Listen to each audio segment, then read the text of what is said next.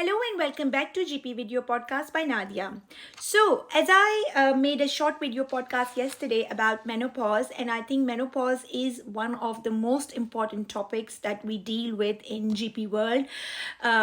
In women more than 40 years of age. So I would be making such more and more video podcasts which are short but contain some information about menopause. So we are continuing with that.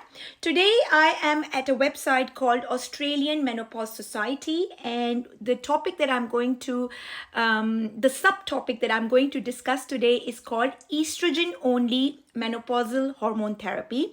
And what does it mean? So it says that women generally undergo menopause between the ages of 45 and 55 years. So anything between the ages of 45 and 55 is definitely perimenopause. Around the time of menopause, many women experience symptoms such as hot flushes, sweats, vaginal dryness, loss of libido, irritability, sleep disturbance, and muscular joints and pains. Estrogen therapy is the most effective means of treating these symptoms. It will also prevent bone loss. So basically, we know that there are two female hormones that we talk about, which become up and down in a menopause period. They are estrogen and progesterone. So the one that does actually all the job is estrogen. So estrogen is the one that is needed for bone prevention or bone protection. Estrogen is the one that is needed for heart or for good cardiac functioning. Estrogen is the one that is needed for everything, for managing all the symptoms. Then why do we need progesterone? Why do we give progesterone to the women as part of HRT? Basically, what is progesterone needed is for, there is a lining of the uterus.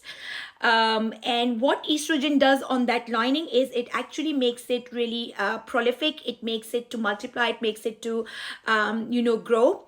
Progesterone antagonizes that effect of estrogen, and that is needed. Otherwise, that growth can lead to endometrial or uterine cancer. So progesterone is basically only needed for protecting the uterine lining.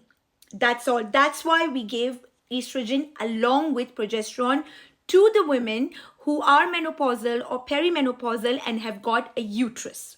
Okay, so progesterone, you can consider progesterone as the protector of the uterus. Okay. Now, the women who have had hysterectomy, the women who have had the uterus out, they do not need progesterone as part of the HRT. This is very, very, very, very important to consider, that women who have had a hysterectomy or who have had uterus out do not need progesterone as part of HRT. What they only need is estrogen, because progesterone was only prescribed to them for protecting the lining of the uterus. That's all. Now that the uterus is gone, we do not need progesterone. We only need estrogen. Now, who are the only women who would need progesterone with estrogen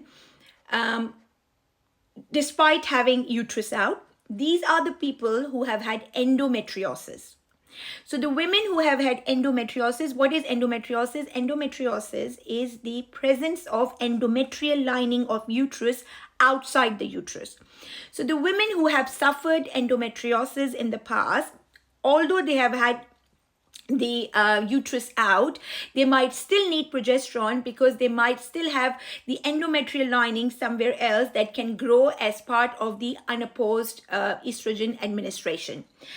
So basically it says that estrogen only therapy should be prescribed to women who have had a hysterectomy. There is no therapeutic advantage in prescribing progestogen, either a progestin or natural progestogen or natural progesterone, for women who have had a hysterectomy, with the possible exception of women with residual intraperitoneal endometriosis. So there is a debate here.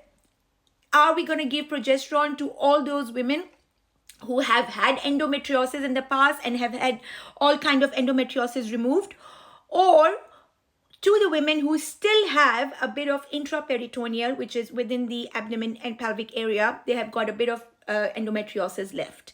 So The only women who will get some progesterone are the women who have had a hysterectomy but have got the possibility or chances of endometriosis, or have had endometriosis in the past.